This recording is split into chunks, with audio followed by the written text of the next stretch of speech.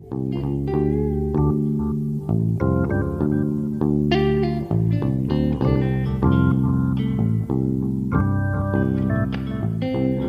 to Keep the Game Beautiful podcast. Each week, I highlight incredible people who are doing amazing things in soccer, the beautiful game. I'm Anna Turi, your host. Thank you for listening. Today's guest is actually someone that's located near me in Iowa, Dan Rothert. I've had the opportunity to see Dan in a few different tournaments and events, just walking around, or actually recently officiating, and he would always come up and say hi, and we would just talk about the game and what's been going on recently. I went to one of his showcases with top student athlete recruiting, which we will talk more about top student athlete recruiting and his journey and the recruiting business later. But I had so much fun at the showcase. It was a great opportunity for me to get back out playing and prepare for this upcoming high school season. I am done with my college search and done with my recruiting process, but many others aren't yet. And I think it was a great opportunity for others that still aren't done with their recruiting process. They were able to learn about more colleges and possibly talk to college coaches. So it was a great environment for everyone involved, and I had so much fun. I hope you enjoyed today's episode. Today's guest is Dan Rothert. Dan spent a long time at Loras College. He was the head women's coach first, then became the head men's coach, and also the associate athletic director. Dan is a board member of the Dubuque Soccer Alliance and the founder of Key City Soccer Club. He has his A license, and he is the president and founder of Top Student Athlete Recruiting. Dan, I'm wondering if you'd like to add anything else or talk about what got you to where you are today. Well, that is a lot of things I got going on, I guess. But no, yeah, I got into coaching at a young age, and while I was in college, and kind of found a passion and followed some great mentors. And I was coached at Loras by Eric Johnson, who was at Western Illinois, and he kind of was my first real soccer coach. I had played my whole life in high school and club, and back then it was more club was more of a parent-run thing, and coaches were parents and that type of thing.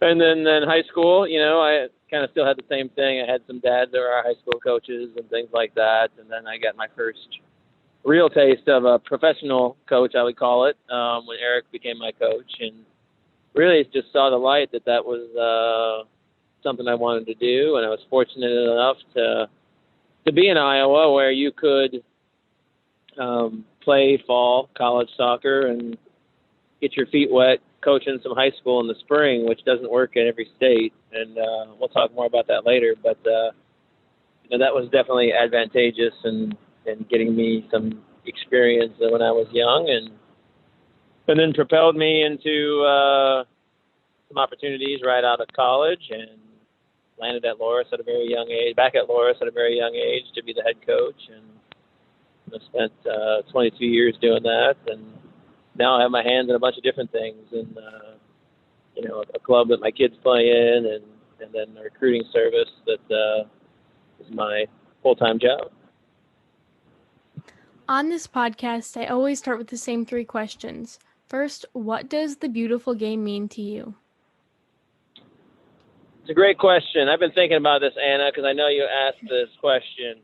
For me, it means I think there's so many different aspects to the game and styles of play and things like that, and that's the beautiful thing to me is you can love the game and you could play, almost a totally different sport than another team, in terms of it. The only, same things are you're trying to put the ball in the back of your net with your feet or your head and can't use your hands, right? But I think the beautiful game is there's so many different ways to play it.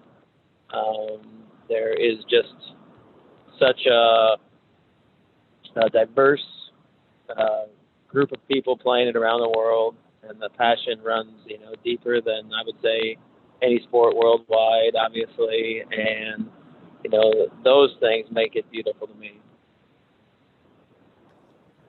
What are actions or things you do to keep the game beautiful?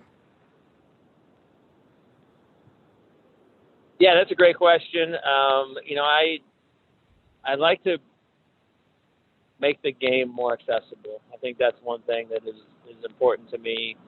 So, Key City Soccer Association, I'm trying to kind of flip the script a little bit on the pay-to-play model.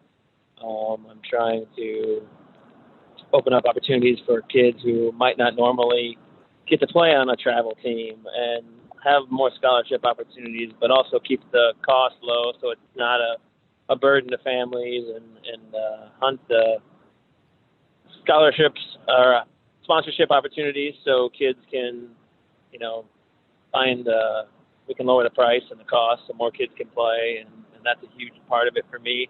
Another piece of it is on the recruiting side. I think there's a place that for anybody that wants to play in college, and I'm helping kids, not just your top level D1 kids, but I'm trying to help kids who just want to play, just want to be on the team, and they love the game that much, and that's important to me. And opening one of the things I've started is some showcases, and I had a showcase, my first one back in December, and $35, and come and get in front of a lot of college coaches and keep the cost low so that more people can attend, and it's an affordable option, and we're not pricing out kids who want that opportunity to get in front of college coaches. So I think trying to make it more accessible is a huge piece for me.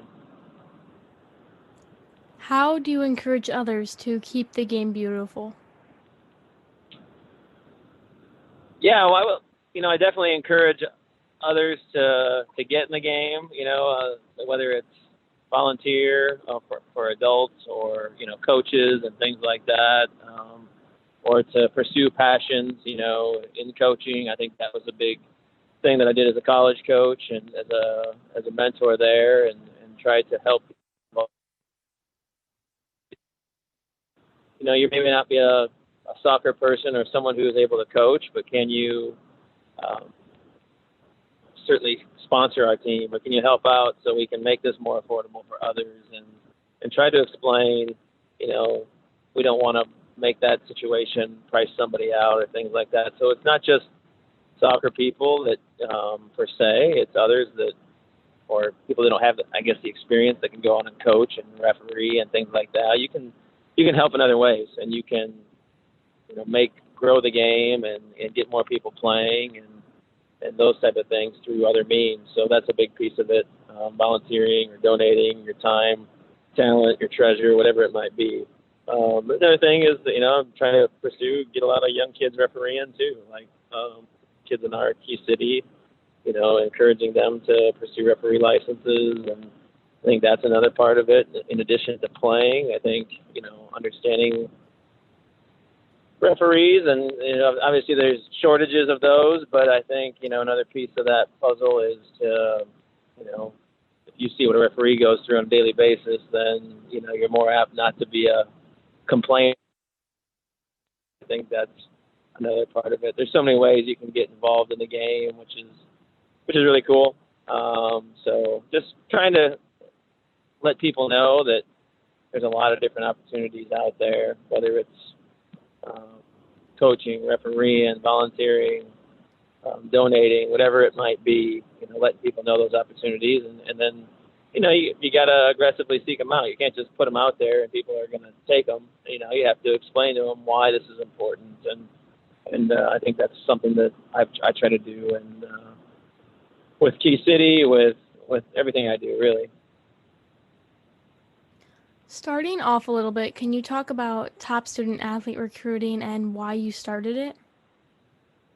Sure thing, Anna. Top student athlete recruiting is my new full-time job. It's helping prospective student athletes, kids that want to play sports in college, particularly soccer players. I'd say 90% of the people I work with are soccer players because that's my wheelhouse.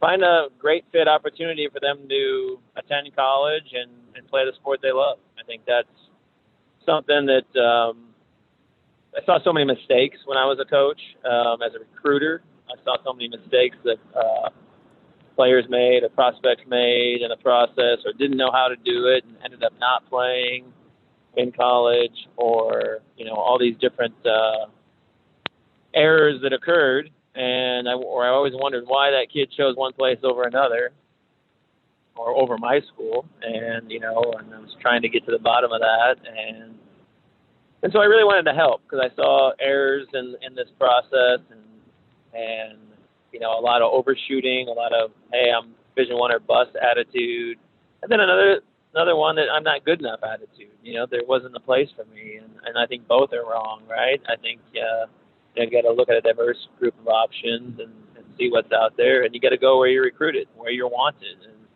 and that's a big piece of it too. But it also has to tick all your boxes, and hey, is it the right place for you academically, and does it challenge you correctly? Is it the right major? Do they have the right majors? Do they have the opportunities that you want? Do you want to play right away, or are you okay waiting for a while and playing maybe on a better team? Or cost of college is a huge thing, right? So trying to help them reduce the cost of college and educating on that end of things too. So those are all things that I saw families struggle with, and I wanted to help out in that means. And then the pandemic, came, and there's even more panic, I guess I should say, because there's less opportunities, for the next 4 years for kids going to college because of the NCAA and NAIA and junior college all granted extra years of eligibility. So that makes it even more challenging for these kids. So trying to help them and their families is a big important factor for me. With these weird COVID times, what can players do to get seen? That's a great question, a challenging question. I was just at a showcase today in Chicagoland, and the first time a lot of these kids have been seen. Film is going to be really important, right? So I think getting some game film, one way or another, whether your team is going to an event, or you're going to an individual event, or your team's having scrimmages, finding ways to get video so that you can send it out to college coaches, because not all college coaches, obviously, like Division One's been on a dead period, and they still are. They can't go out and evaluate. And then there's certain colleges that can't go evaluate, right? Like there's certain colleges have rules, and they're not letting their coaches go out and evaluate. So having some game film, having a highlight film made where you show your strengths, 2 to 3 minutes at the most, and then that maybe wants them to is encouraged. It gives the bait, I guess. It gets you in the door with a coach to maybe them want to come see you play live when they can, or ask you for a full game film so they can really see what you do and how you play if they can't come see you play live. And so I think film is a really important piece. I think another piece is just encouraging coaches, letting them know the opportunities that are out there, asking them what they suggest. When ID camps and things like that start opening back up at colleges here, hopefully this spring and summer, there's going to be a lot of opportunity to go to college campuses and be seen there. And there's events like the one I was just at, or the one I ran a couple months ago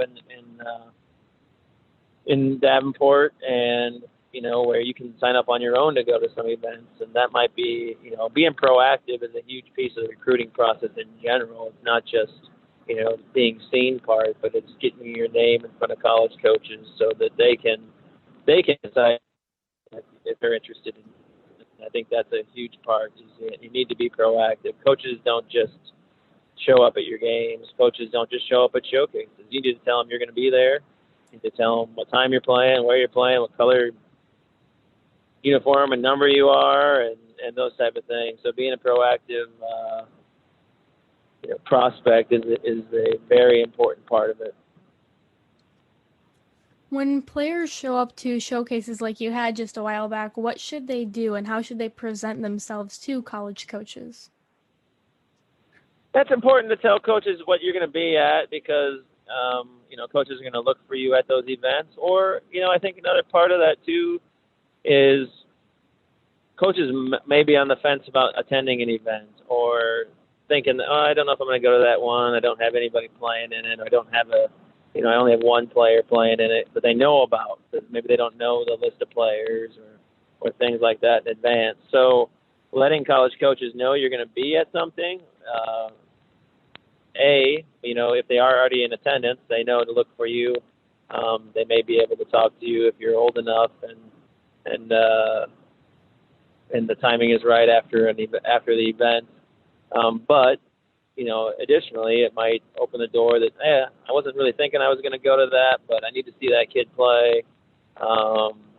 That's an important part of it too. And coaches will go to events where they can see multiple kids at one time, or at least at one trip, right? They can go see a handful of players on one trip.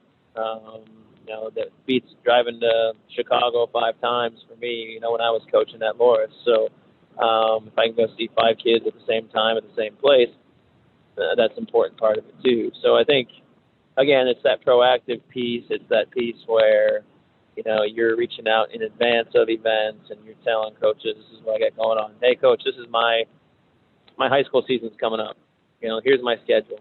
But how does your schedule look too? Ask them. How do I think a great question, is to ask is, how do I get recruited by you? How do I move forward in this process with you, coach? Maybe you send that initial text or email or direct message and, you introduce yourself a little bit, but then how do you, ask them what's next? I think that's a really big part of it because each coach is a little bit different in what is next. Some it's film, some is send the schedule, some it's fill out the questionnaire, some it's give me some references so I can call and see if you might be a good fit. Everyone's going to have a little bit different take on that. So I think that's a great question to ask. What makes top student athlete recruiting different from other programs? It's a personalized approach. You get me, the players that work with me and the student athletes that work with me or work with top student athlete work with me. It's someone who's, spent the, 25 years on the other side of the coach's desk and knows how this process works from, how to maximize exposure to how to save money on college costs to what you should be doing at what time. And, so I think that personalized approach where I'm a partner and I really help facilitate this process from start to finish. And I think that, a lot of people need that. And a lot of people, it's kind of like I tell, a lot of families that I work with is they're like, well, this has been really, really wonderful. It's been helpful. And I don't know that my son or daughter would have done that without you because, mom and dad telling you to do something, Anna, is a little bit different than your teacher or coach telling you to do something or asking you, hey, this is what we're going to do next, or telling you we can work together. Here's what the process looks like. Here's what you need to be doing. And when it's their, someone that's not their mom and dad, it's sometimes a little bit easier to navigate and to make sure something gets done. So I think that's a big part of it too. But it's that personalized process. I think another part of it is my connections, right? So I was on the other side for 25 years. I know a lot of coaches, and if I don't know them, I'm probably one person away from them. And I can connect that way. So I think that's another thing that I can use to my advantage. I do work on behalf of the student athletes to get them in front of coaches that are good fits and programs that might be good fits for them. And, I also get to know the players personally, not just personality wise and what they're looking for. Especially, 90% of them, the ones that are in the Midwest and within driving distance, I'm going to go out and see them play. And I'm going to know their level of play. So when I call coaches, I can give a honest assessment of, this player I think is a good fit and this is why. And it's not just me watching the same 2 to 3 minute highlight video that the coach has been watching. I've seen him play a full game. I've seen the things that maybe you can't see on video. That's a big part of it too. And then I do help with video. I bought a video camera. If someone needs that game tape to send out to coaches, I can help with that. That's another piece to the puzzle that I can bring to the table. So I think it's like the personalized approach and just knowing exactly what needs to be done, and then help guiding through this process. It is, a first major life decision, if not the first major life decision. And I use the analogy that you didn't know how to fix your car, you wouldn't just take your car apart and try to fix it, right? Or if you were in trouble with the law, you would probably get a lawyer, and that's because it's a big deal. And both of those are big deals, and they cost a lot of money. Well, you're navigating the college process, and you might need some help, and so there are people like me that can help you. How can people reach out to you to get help with their recruiting process? Yeah, they can a couple different ways. Email is one word, and it's really long, so I probably should shorten it. It's topstudentathleterecruiting@gmail.com. So it's topstudentathleterecruiting, all one word, @gmail.com. Or my phone number, 563-564-6122, or even a message on Facebook or Twitter would be great. So any of those ways, or you can go on the website, which is topstudentathleterecruiting.com, and there's a place to contact me. So before you started Top Student Athlete Recruiting, you were at Loras College for a long time. What was it like transitioning from coaching to now helping with recruiting? It's a great question. I didn't originally intend to go into the recruiting side, so I was going to go into the travel side. I had taken my teams to Costa Rica 7 times. Every 3 years, the NCAA grants opportunities to go abroad, and so I decided I was going to work in a situation where I could help with that. And then after that, pandemic hit, right? I get ready to start with that job, and that opportunity was going to be unbelievable with some great friends of mine in Costa Rica. And then pandemic hit, so I have to rethink kind of what I was doing. I had thought all along about the recruiting thing. It was just a bigger leap because I was going to kind of start my own thing.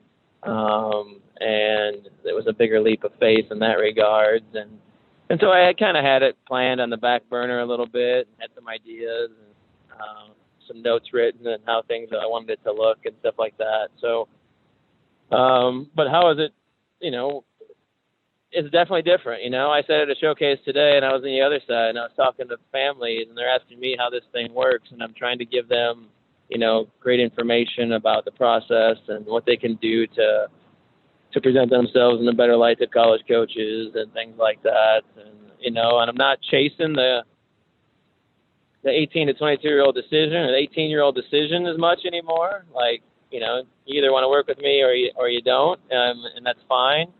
But I'm, trying to, I don't have to worry about, I guess, what decision, the final decision the 18 to 22-year-old makes. That's not, that's going to be up to them, and hopefully they're going to have a selective process and things like that. But I guess it's changed a lot, because I was always like, I wanted them to go to Loras, right? I was very selective, and I wanted them to be selective. I wanted them to, I didn't want them to look at a wide array of options, because I thought my option should be their best option. And then now I'm trying to say, hey, you know what? Have you looked at all your options? Are you looking at diverse options here, so you can be selective in the process? So it's flipped things a little bit in that regard, but I think it's, hopefully, super helpful to families. And I always said this, Anna, like, my whole goal as a college coach was always to help kids find the best 4 years of their lives. Hopefully that was at Loras. If it wasn't, and that's okay too. Find everything in college they wanted and more. They needed to find a place where they could find, ticked all the boxes for them, like I mentioned before, but they might find even more. They might find a passion they didn't even know they had, or find a hobby or a major that they didn't even know existed. And then kind of springboards them for the rest of their life. They're on the career path they desired, and they're on a great path for the rest of their life, and college is that launching pad. And I want to do that today now too, maybe even more so, because now it's a broader picture. I'm not just working with, bringing in 15 athletes a year. I'm bringing it, I'm working with more than that, and I'm trying to help them find that amazing opportunity. So I think there's a lot of similarities, but obviously it's just sitting on the other side of the desk in terms of, the recruitment process. But, helping connect these players and things like that has been really rewarding. A while back, actually, at one of your showcases, you had kind of talked to me about Loras College and that you played in an ugly way. Can you talk more about this and kind of what you told me that day? Yeah, so I think we were bantering a little bit that day, and your name of your podcast, obviously, Keep the Game Beautiful, and my system of play, got knocked a lot by a lot of people, but although it was very successful and very efficient in my eyes, but it got knocked by a lot of soccer, if you would call them, quote unquote, purists. Because we played a different game and kind of just manipulated the rules to play to our advantage so that, we would have the best opportunity to win. And that was what, for me, it was Division III college soccer. It was, I don't know that a couple did, who went on to play at the professional level. But that being said, we weren't in the market of preparing kids to play professional. We were preparing them to hopefully compete for big things, and we did. We had a great run of success, over my career, and on the men's side, a lot of Final Fours, and between the men's and women's teams, 20 some conference championships, and just a ton of success. We didn't play this way every time, but the last 10 years or so of my career, I was trying to find a way to win a national championship, right? And we had some really good teams. 2007, 2008, my men's team went to the Final Four. We lost both times. And the second time we lost to Messiah, who was kind of the gold standard of college soccer, to be honest, not just Division III, but they had won 8 out of 10 national championships in that 10-year span or something crazy like that. And they beat us. They played a really nice, possession style game, but they played a ton of guys and subbed a ton and kept guys fresh and believed in everybody. And we were at the time at Loras, we were really good. We had made 2 Final Fours in a row, and we just weren't deep enough to compete with them. We might have been 14 or 15 deep, and if we had an injury or two, we were really struggling, or at least we weren't going to compete at that national championship level. So it took a couple of years to get that off the ground, and I wanted to get deeper, so I recruited more heavily to bring in more bodies that can all play. And then, decided one time, about 2011, that we were going to make this move to this style of play. And we had to get a lot of buy-in from a lot of players who were used to playing 90 minutes and kind of being the go-to guys the whole game. We had to teach them, some different ways, and yeah, it was unique. And so I'll tell you some of the details of it, and I don't know if you want to call them rules per se, but we had a lot of rules in the system and how it all worked. But we always played forward. We always wanted to go forward. Like, we would never pass backwards. If we did pass one quick time backwards, it would be to go forward. We had a rule: we couldn't pass back to our goalkeeper. I mean, I know playing back through a goalkeeper is pretty popular these days. That was the last person I wanted playing with the ball, because it's farthest from the goal, and B, they're the least trained with their feet. So, that was kind of my philosophy, was let's get it off that player. I wanted to get it downfield as far as possible, as quickly as possible, and then we're going to press and win it back. And our pressure was so intense that it was very, very difficult for anybody to play 90 minutes, much less, a 45-minute half. It'd be very rare if anybody, except minus 1 or 2 players, could play in that system and last for a whole half. So you had to sub, you had to believe in the next person in, and you had to cheer on the next person in, and that's a slap to the ego, and that's hard for people who are used to been playing, whole games their whole lives and kind of being the go-to people. But with that type of intense pressure defense, where we're trying to win it back deep in our territory, at least force them to make a mistake or force them to kick it out of bounds, I called it a field position game, and we wanted to, if we were going to lose the ball, we wanted to lose it on the other end of the field where it couldn't hurt us nearly as badly. And I always wanted to end everything in a shot. I didn't want to work to have the perfect shot where we might get countered on because we held it too long. Counterattacks were dangerous in our system. And, so putting the ball forward, goalkeepers always punted, goal kicks always went big. People, would call it kickball, things like that. But it was certainly effective. And we played in the attacking half. I mean, if people, when we got to the attacking half, we had some kids that could flat out play, and we were all about taking you one-on-one and winning your one-on-one battle. We played man-for-man defense, which was really unique, kind of old school, like man marking. We're going to mark your forwards. We're going to have a sweeper. And our sweeper sat back and just gobbled everything up, kind of like a free safety in football, and oftentimes just launched it right back down on the other team. And then again, we'd win it back and deep in our territory, and then we'd play, and then we'd create options. But we didn't want to, as I told people, if you want to go somewhere, we're going to connect 30 passes, we're not the place. We might connect 5 or 6 passes and get a shot, and that would be a lot of passes probably. It's probably more like 2 to 4, and then we're going to get a shot off.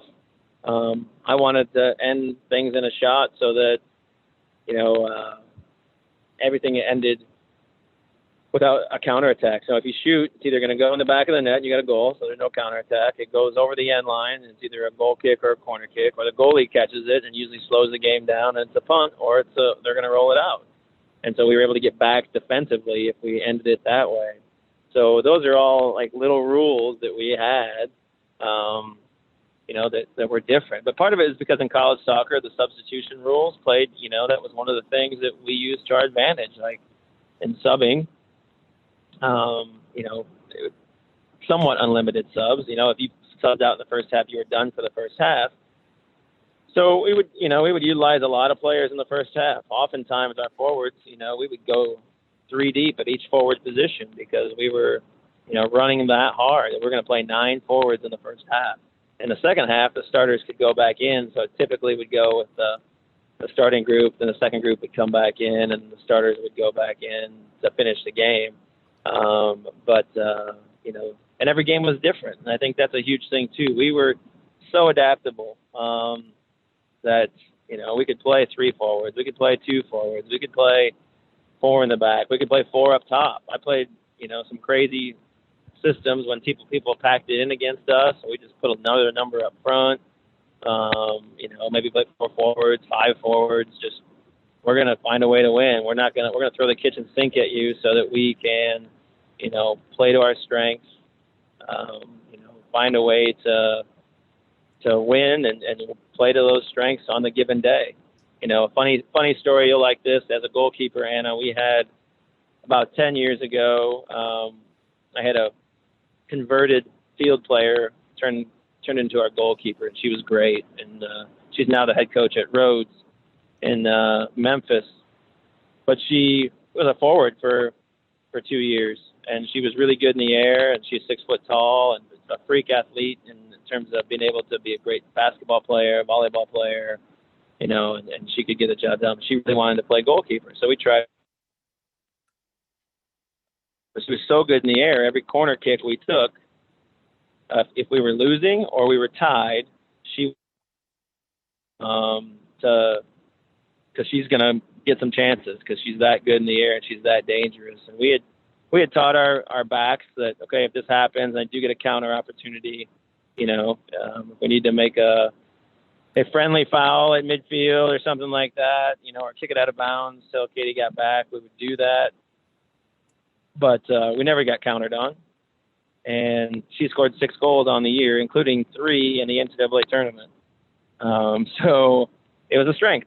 And people actually, a lot of other teams, and I talked to them afterwards, they would focus so much on the counterattacking thing that they didn't do a good enough job on the marking her out. And, 6 game-winning goals, pretty good deal for a goalkeeper. So having some fun, I think that's a big part of it, is we had a ton of fun doing it. And because of the system and because of these unique things, everyone was bonded together. Everybody knew what the rules were. Everybody wanted the same thing. Our bench was always up, standing up, cheering. Would cheer when we made the other team force them to kick it out of bounds deep in their territory, right? That was a big deal because guess what? We had some people who had long throwing, and they're going to chuck it right in the box, and it's going to be a dangerous situation. So we wanted to utilize that. And that's, we're gonna cheer for that. You just did your job. Earn your stripes on the defensive side of the ball was something that we were really proud of. But it also, that energy we put forth, on the defensive side was going to open up opportunities for the next person too. And the depth played a huge deal, right? So NCAA tournament, you play back-to-back games, and Division III, and because we were able to play 25 people in a game, we were deeper than everybody, and we were able to, go out and outcompete them and outlast them, and especially on day two of a 2-day NCAA tournament weekend, or we might still be even at halftime a lot of games, but we would wear them down second half, and we would take over because our fresh legs would come to the top as the game went along. But then you had injuries, and that didn't really seem to phase us because if you lose one starter and you only have 14 that play, okay, that's a big deal. But if you have 25 that play and you lose one starter, next person in, step up. I also think our bench stayed engaged, which was a huge deal for me. Like, you knew you were going to play. And if you did well, your minutes were going to go up. Like, if you were on fire that game, you might stay in longer, and you might come back in the second half more, especially if you're coming off the bench. Or maybe the system looked different that day. We needed more forwards, and so we more forwards got a chance to play. Or maybe we had a lead, and the other team was throwing stuff at us, and we added some defenders, and so you got more of a chance. Maybe we needed a big player who could win the air. Maybe we needed a more technical player. And so every day was a little bit different in regards to who was able to step in. It wasn't just the same, starting 11 or the same formation every game. It was, okay, what's the other team going to allow us to do today? Can we get away with it? I mean, there's games where we started with 2 defenders, and played a 2-5-3, and really just poured it on teams. There's times where I'd play with 1 in the back. If we were down a goal, and we would just mark their target forward and then push everybody forward to try to get goals. So it was a unique system, probably telling all my secrets here, but that's all right. It was a lot of fun. And I think the buy-in that we were able to get was fantastic. It was definitely a harder system for players who hadn't ever done anything like that to learn. A lot of times it took some, a year to really figure out how we were playing if you were in our system. But once you got it, you loved it. The story you had told, the player you mentioned, it was now coaching. Beforehand, I had told you I kind of wanted to talk a little bit about your players that are now coaching, and you gave me a list. How many players that are now coaches were on that list, and were you surprised by that number? I was surprised. I was trying to count them, and I'm like, there's 5 or 6, right? And I think there's like 15, right? Something like that. There's maybe 15 to 20, and there's more than I even, I don't think about them all on a regular basis, like every day. But it was great to see, in terms of my, me thinking about, my career at Loras and things like that. It's certainly something I'm proud of is the number of people who played under me that coached. And I think kind of going back to what I was just talking about, Anna, was just the fun I think we had. We had a lot of things you had to do.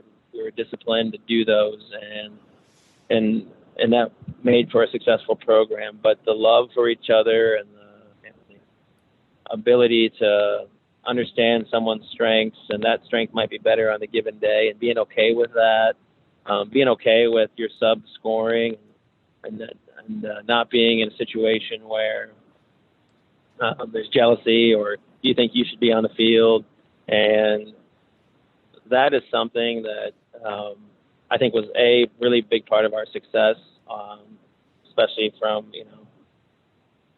2005 to 2015 15 were really high on the national scene. We still had some really good years after that, but those were big pieces to the puzzle. But I also think it's a really big part of why, I hope at least why, a lot of my former players have gone into the coaching and whether it's college, high school, club. There's a number of people on there that I didn't even list that are club coaches, and doing it maybe part time or just after work or whatever that might be. So I hope they really enjoyed their time as a college coach. We talked about it, a lot about when you're done giving back.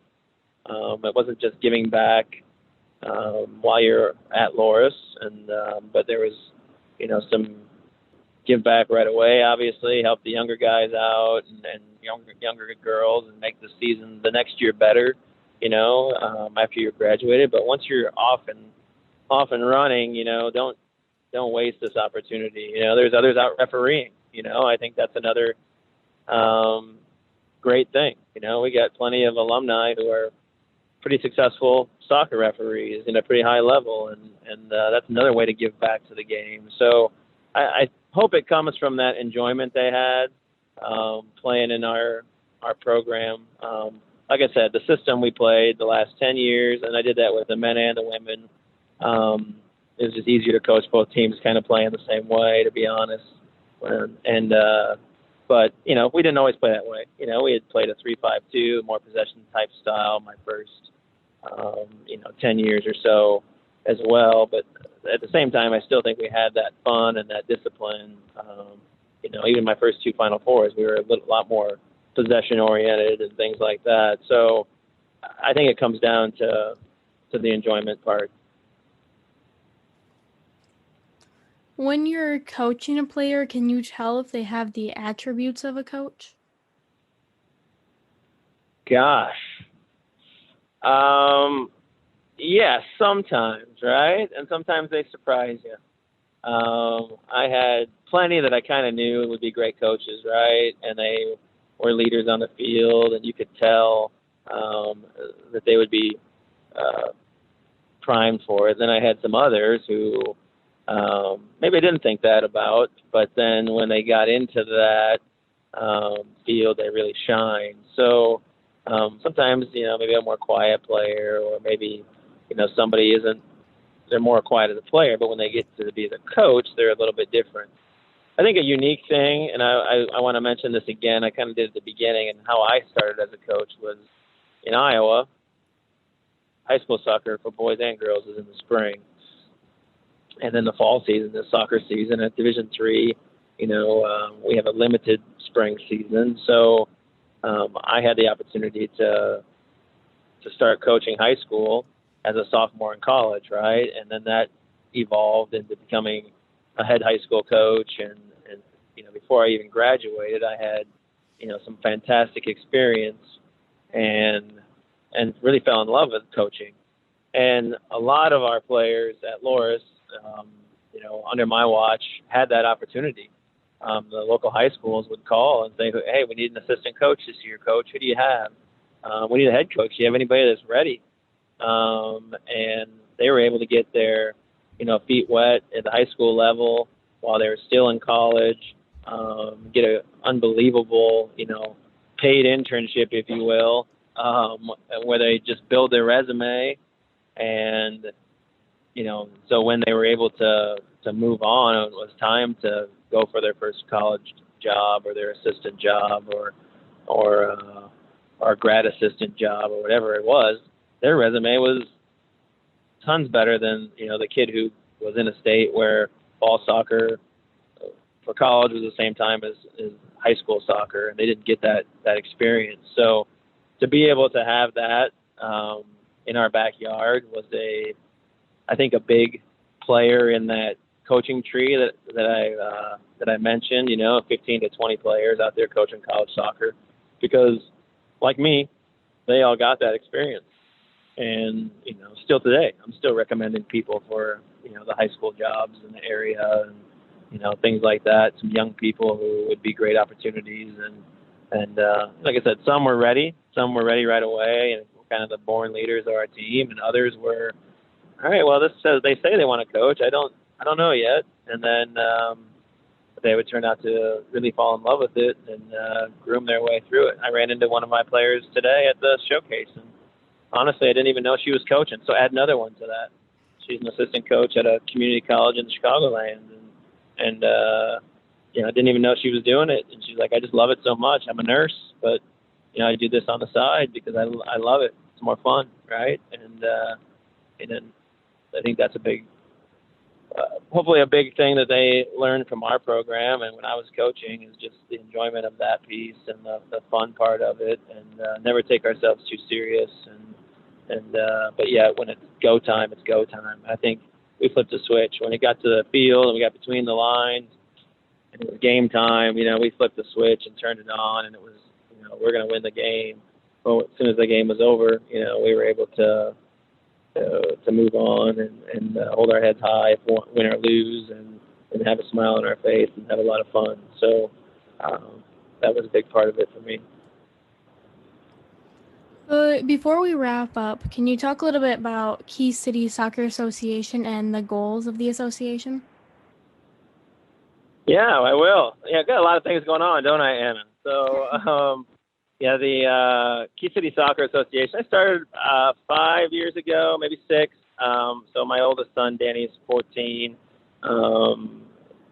We kind of started as a after-school program, when he was maybe first or second grade, where we would get kids after school to train and play together, and some of his friends. So 2 days a week, I take a couple of my Loras players over to his school, and we would, have a functional practice, and it was fun. Again, going back to getting more kids playing, right? I don't know that a lot of these kids would have played otherwise.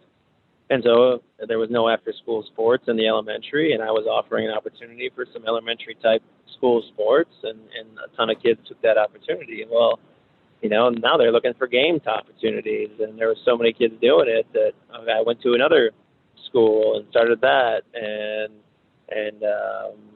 had a couple more players helping out. So we had a couple different farm systems, if you will, going, and we decided, what, let's try this. Let's try a team. We'll try one team, his age group and him and his buddies, and let's start a little team. And we did that, and it kind of grew into, 2 teams and 3 teams, and kind of built its way up. We're not huge by any means. We don't have every age group. Our oldest is U14, because that's his age group, and that's where we started. We have some kind of building from the bottom up, so the younger teams, we're building up through there and trying to get more younger kids playing, and then, you'll eventually age out of it, but, that is where its origins. It's kind of changed,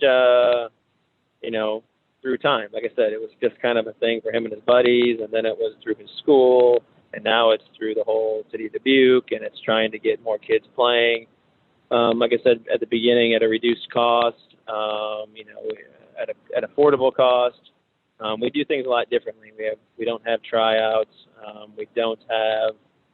We have 2 registrations a year. We have a fall and a spring registration, because maybe a kid is a softball or a baseball kid, right, in the spring, and maybe they want to focus on that in the spring, so maybe they'll only play the fall season, and vice versa. There might be a football kid in the fall, and you don't need to make decisions on what sport you want to focus on at age 9. That's not what I believe in. I have a physical education degree, and 2 actually, and I believe in being active and finding your passion and things like that. So, and then it kind of evolved in even more. We had wanted to get, not just have a lesser cost so more kids would play, but we also wanted to open it up to community members that maybe marginalized community members, maybe people who weren't given those opportunities to play, didn't know where to find them, didn't always trust in that. We had a great Rodel Fierro, who's now played for me. He turned out to be my director of coaching for a couple of years while he was a student at Loras. Kind of ran the program for me, to be honest. He was a Latino. He's been on podcasts before. He's one you might want to get on. He's a dreamer, so he's He's been through a lot in terms of politics and how this whole thing works with him, but he wanted to get more people playing and, get the Latino community more involved and getting the minorities more involved and getting areas of that maybe wouldn't always be know where to find these opportunities. And so Red L was really helpful in getting that off the ground. And then we went out and sought a lot of sponsorships and grants and partnerships. We had a partnership with our field so we could train without having to pay a field fee. We got a lot of sponsorships and grants to cover costs so that our costs could be minimum. We have a recreational side of it, so we still have some recreational beginning, pre-K up through, whenever. You can continue to be rec in our program. We have a 3-on-3 in-house league Sunday afternoons, which we make everybody do, whether you're a select player and maybe one of the best players in our program, or you're brand new. You get to be part of this 3-on-3 program, and we expect, okay, if you're one of our seasoned players and veterans and know the game really well, that you're going to guide some of these players who haven't played much, and you're going to be a leader, and that's where you're going to learn some leadership, and you're going to learn how to help us coach and really give back that way. So there's some different things we've done, and we weren't in a rush this year to get back with the pandemic in terms of getting back to our normalcy, going to league games and things like that. We stayed in-house, this whole fall. We just played, amongst each other, 3-on-3. And, I think 3-on-3 is a great way to teach the game. You get more touches, you get more chances to score. It's more fun that way. It's not just someone's hiding on the field or isn't involved. And we mix up teams. You don't just show up and have the same team. You show up on a given night, you don't know who's on your team, and that's at all levels, pre-K through, 14. So, we mix it up that way. So we try to make it a lot of fun and, create more opportunities for kids so that they, have those opportunities to touch the ball more, to have fun playing, and to, utilize the process of loving, giving back to the game. I think we have made it to our final question, which I ask every guest. What do you hope people remember about your impact to soccer and the world? Yeah, great question. Thought about it. I think, like I said before, and I think, my impact, I want to say people left loving the game more when they were done with a program I was working with. They found, a way to find their perfect fit in the game, and I think that's kind of what I'm trying to find. It might be your perfect fit is, playing in college and top student athlete can help you. It might be recreation's the highest level you might ever get to, and that's fine too. And I can help you find that. 8th grade recreational soccer might be your final straw, but you loved soccer up until that point, but you had other things going on. Maybe you become a referee. I've gotten involved. I didn't even mention this, Anna, is that I've become a busy referee, and I do that, a lot. And I have a lot of, college, high school, club games, things like that. So finding your fit in the game, and then through love and fun, I think those are the things that I hope remember. Thank you so much for joining me today. You bet. That was great. I had some great questions, and hopefully people find it intriguing. Hopefully, if I ever get back in the college coaching game, no one steals my ideas too much. But, it was, no, I love talking about that stuff. I talk about it ad nauseum with people I even coached against, and it's just a hard thing to prepare for. So nobody really wanted to spend the time to do it. So, but a lot of fun to talk about those different things and